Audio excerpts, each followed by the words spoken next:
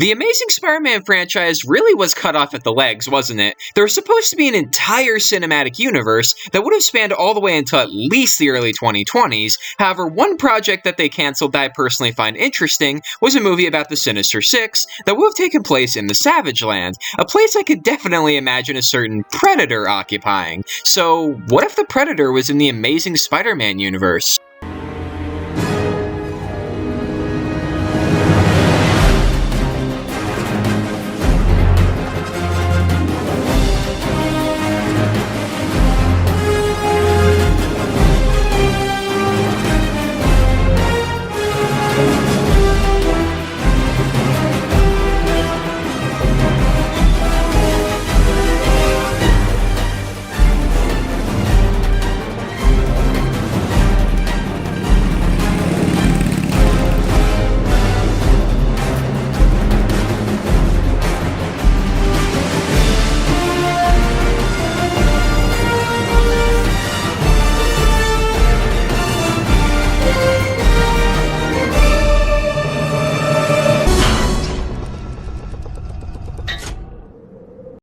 Our story begins sometime after the events of The Amazing Spider-Man 2, and Peter has tried his damnedest to move on from Gwen's death, and he actually begins attending grief counseling sessions, and that's where he meets Mary Jane Watson, who he eventually begins a relationship with. However, he's also had his hands full lately as Spider-Man due to so many new villains popping up. They've all decided to team up together and form the Sinister Six. This team includes the Vulture, Doc Ock, the Rhino, Kraven the Hunter, Mysterio, and of course, Harry Osborn's Green Goblin. Harry in particular has been trying to make Peter's life a living hell, and Peter has been really goddamn paranoid because of him. Now, one day, we learned that Oscorp's stock has actually been falling since a lot of money has been wasted by unsuccessfully fighting Spider-Man. And so now the gentleman comes up with a proposal to find vibranium, aka the rarest and strongest metal on Earth, and use it to make new technology in order to turn their company around. Now, since Wakanda obviously can't be used in this series since, well, Disney has the rights to it, this instead takes us to the Savage Land, a hidden oasis in the middle of Antarctica, which is home to the last of the dinosaurs. Now, obviously the biggest reason for vibranium's rarity is that it's located in the most dangerous country in the world where no one in hell would ever try to go, but the Sinister Six are definitely not afraid of it. However, before they set off, Harry comes up with an idea to force Spider-Man to join their mission, since maybe he'll be killed en route. So the Sinister Six threaten to expose Peter's secret identity if he doesn't come with them to the Savage Land. Plus, Harry also manages to find Mary Jane and threatens to have her killed, so now Peter has just too many cards stacked against him, and he agrees to work with them reluctantly.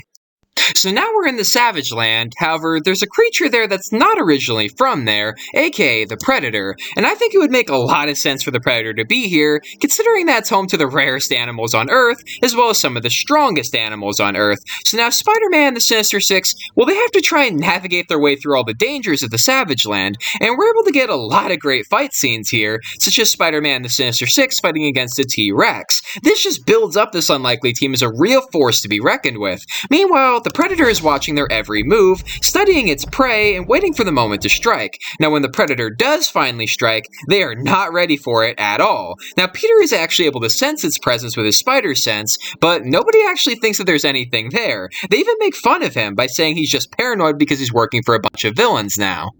So now the Predator just starts killing off all the members of the Sinister Six one by one, and since Spider-Man has struggled greatly in his fights with them, to see them all being killed with such ease honestly starts to freak him out a little bit, understandably. Doc Ock tries to use his arms as a shield, but Predator is able to just blast right through them. He then shoots the Vulture right out of the sky before he even has a chance to look for him. Mysterio then tries to use his illusions to distract him, but Predator's thermal vision leaves him unfazed by the illusions. Kraven then tries to do what Billy did and make a final stand, but he gets impaled to death. So, in short, nothing has been working.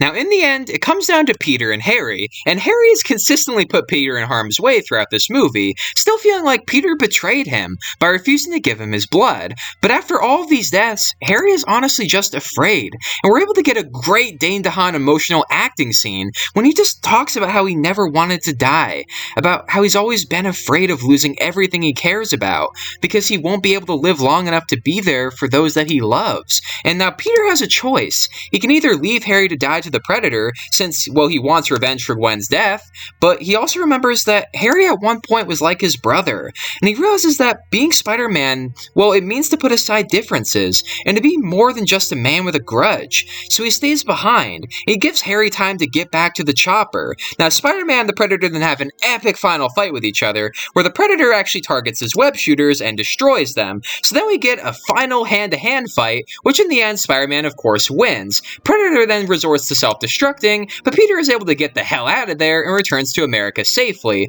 Now, back in New York, Harry, out of a newfound respect towards Peter for saving his life, as well as the regret he now feels for inadvertently kind of leading the Sinister Six to their deaths, decides to confess his love to Felicia and then turns himself in to the police.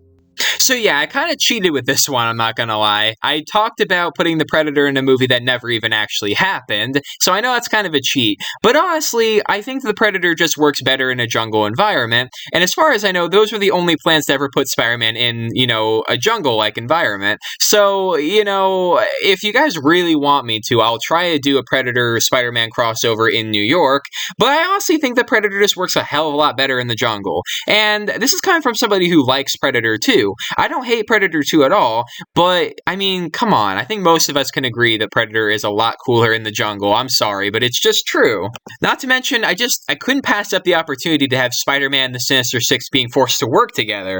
I honestly think you could get a lot of fun banter out of that, and it'd be kind of cool to, put, the anger between Peter and Harry on the forefront, because really that was meant to be the major thing guiding the story forward after TASM 2. It was, Harry and Peter's bitterness toward each other, because Harry feels like Peter betrayed him in TASM 2, and Harry killed Gwen at the end of that same movie. So going forward, it would have been really interesting to see how their dynamic would work, and what they would be like if they were forced to work together instead of fighting each other. I think that would be really interesting. And then I wanted to give Dane DeHaan a final moment to just be a good actor, because no disrespect to Dane DeHaan, I don't really think he was given a lot of chances to really make his Harry Osborn great. And personally, if it were up to me, I wouldn't have even done Harry Osborn in the Amazing Spider-Man movies at all. But, I think Dane DeHaan, he tried to do something different, and I just think that he was held back because of all the other things that were going on in that movie. And I just wanted to give him time to, remind us all that he is a young man. He's only in, his late teens, early 20s. He was supposed to have his whole life ahead of him, and he's dying. And he feels like Spider-Man, aka Peter, is the only one that can save him, and he says no to his face. He goes out of his way to tell Harry he's not going to do it. I'm sorry, but, I kind of understand why Harry felt betrayed. And I think it's kind of important to put that on the forefront.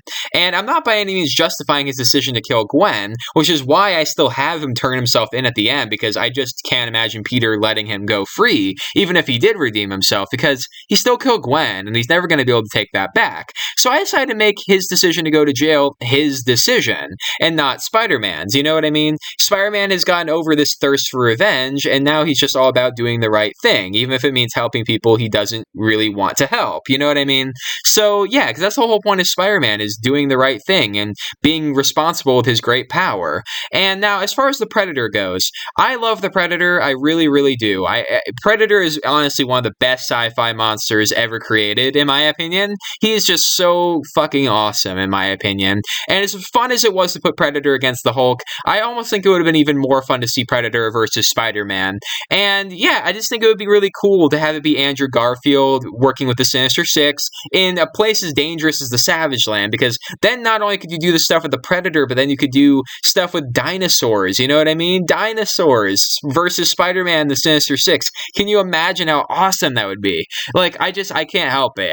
It was too good of an opportunity to pass up. So I'm sorry I kind of cheated on that. But let me know in the comments down below if you like the scenario, if you understand what I was going for, or if you think this was a trash scenario. Just let me know all about it in the comments down below. Also, if you did like it, make sure to give it a thumbs up and share it with all of your friends and all your various social media platforms. And speaking of social media, don't forget to follow me on Instagram, Rinzler_Productions, and I'll see all of you in the next video.